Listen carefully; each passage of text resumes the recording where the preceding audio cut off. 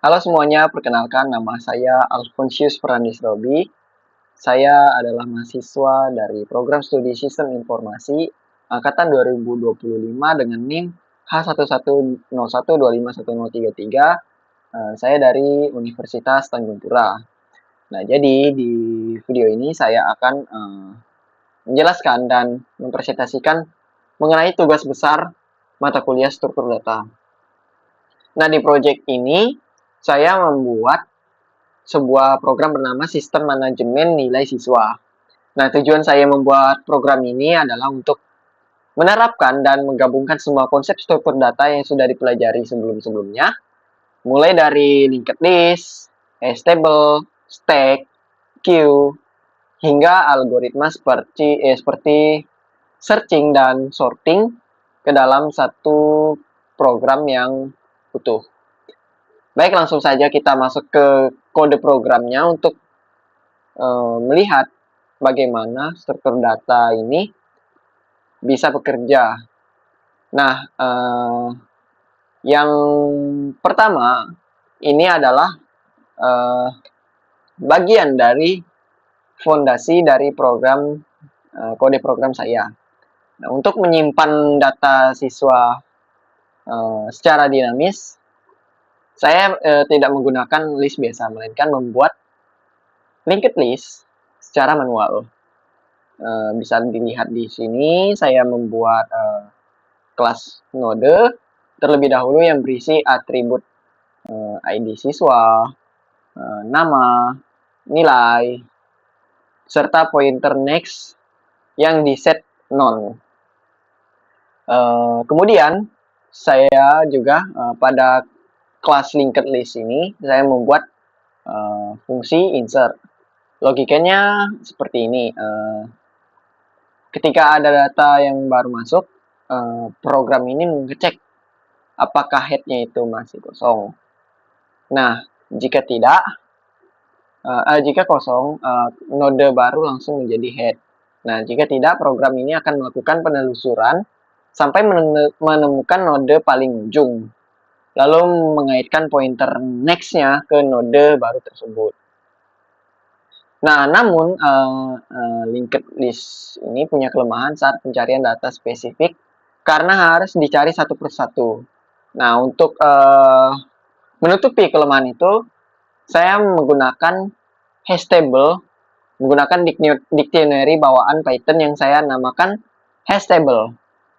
Nah, bisa dilihat pada fungsi hash insert, setiap kali ada node baru yang masuk ke linked list, secara bersamaan data tersebut juga saya petakan ke dalam hash table dengan ID siswa sebagai key. Tujuannya agar nanti kalau kita mau mencari atau menghapus siswa berdasarkan ID, kompleksitas waktunya itu jadi sangat cepat, yaitu big O1 atau instan. Nah,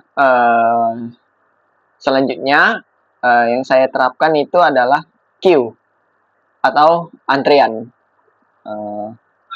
Saya memanfaatkan modul DQ dari collection bawaan Python. Nah, fitur ini saya aplikasikan khusus untuk skenario pengajuan perubahan nilai.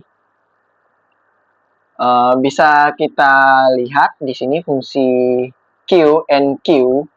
Ketika ada siswa yang mengajukan perbaikan nilai, datanya itu tidak langsung mengubah nilai di linked list, melainkan dimasukkan ke dalam bentuk dictionary sementara lalu di-append ke ujung antrean persetujuan.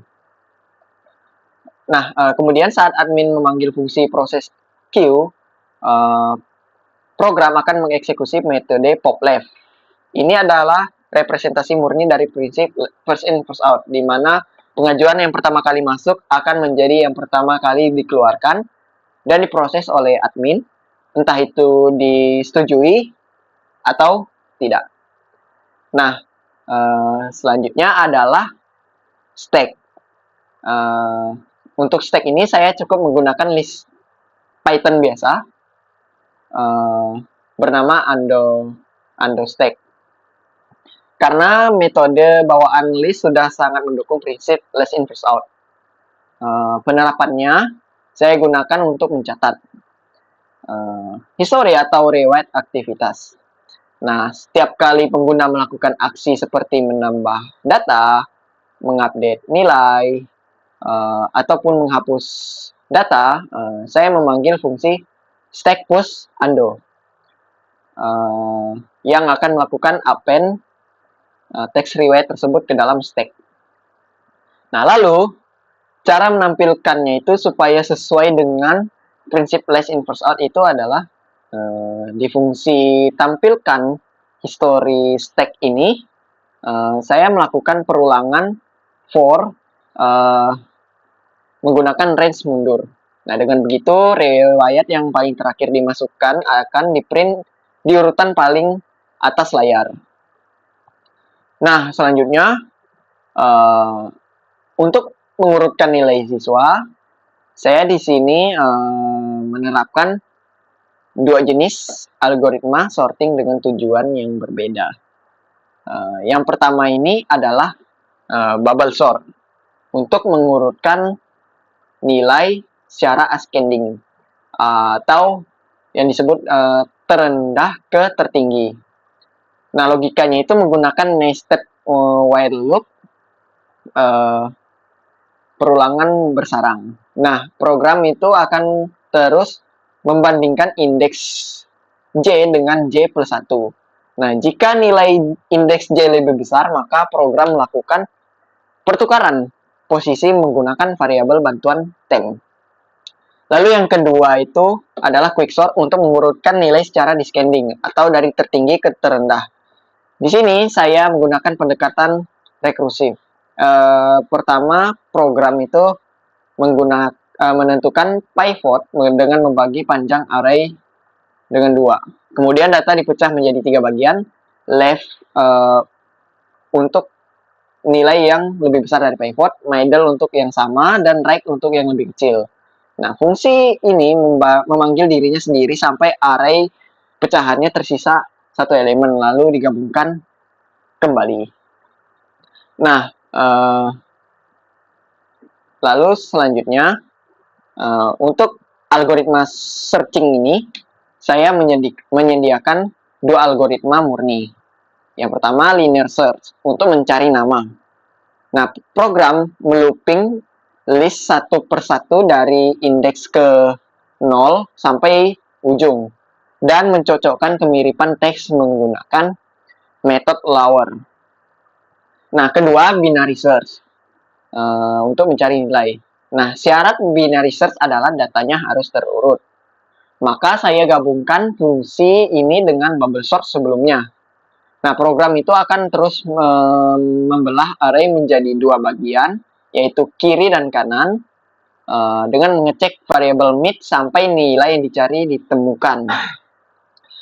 Dan semua fungsi struktur data beserta algoritma tersebut ini saya satukan di dalam fungsi controller utama, yaitu main. Di sini saya menggunakan perulangan tak terbatas while true untuk terus mencetak menu, serta blok percabangan if, elif, else untuk menangkap input pilihan dari pengguna dan memanggil fungsi spesifik yang sesuai. Nah, selain pencarian, saya juga menambahkan fungsi demo struktur data atau demo struktur data untuk mendemonstrasikan konversi linked list ke tipe data bawaan Python. Misalnya saya menggunakan set untuk membuktikan kemampuannya menyaring nilai duplikat secara otomatis dan tuple untuk merepresentasikan data permanen. Di sini saya juga menghitung statistik kelas seperti nilai rata-rata, tertinggi, dan terendah. Lalu setelah semua struktur data dan algoritma tadi sudah dibuat, saya ini menaruhnya ke dalam fungsi-fungsi antarmuka di bagian fungsi menu ini. Mulai dari tampilkan menu, untuk mencetak output ke terminal, hingga fungsi seperti tambah siswa dan update siswa. Fungsi-fungsi ini bertugas mengumpulkan input dari pengguna lalu mengirimkannya ke program struktur data di atas yang tadi itu. Nah, selanjutnya itu ada pada di bagian menu. Nah, terakhir. Nah, seluruh program ini terapkan oleh fungsi main. Fungsi ini adalah menu utama yang menggunakan perulangan while true agar program ini terus mencetak menu. Saya menggunakan blok percabangan if, elif, else untuk menangkap angka yang diketik pengguna dan memanggil fungsi menu yang sesuai. Nah, jika pengguna ini mengetik angka 0, barulah perulangan bisa dihentikan paksa menggunakan perintah break. Nah, baik demikian rangkuman dan penjelasan dari kode program dari program sistem manajemen nilai siswa yang telah saya buat ini. Terima kasih dan terima kasih sudah menyimak.